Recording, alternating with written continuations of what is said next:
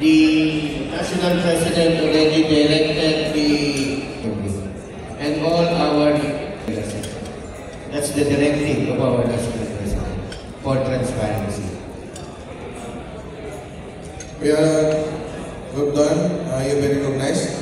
Thank you very much to the Chair for the recognition.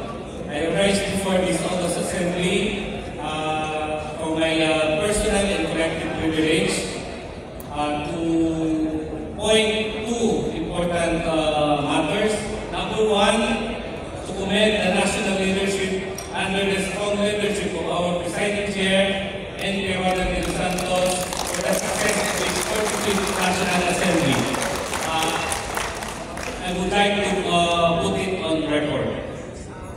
And number two, in relation to the Treasurer's report, to commend also the effort of giving this August Assembly the transparency we deserve.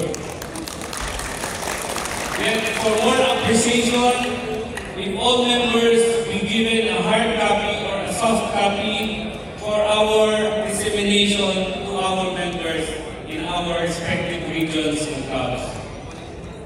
And I agree to the gentleman a while ago that it will be best if we allot bigger pie to our Alalayan Aguila effort.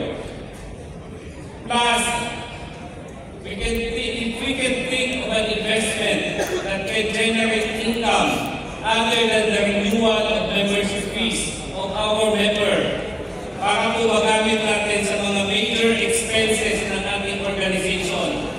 And to aim in the future, ang profit ng investment natin ang mag-sustain ng expenses na hindi tayo magiging dependent sa membership fee alone.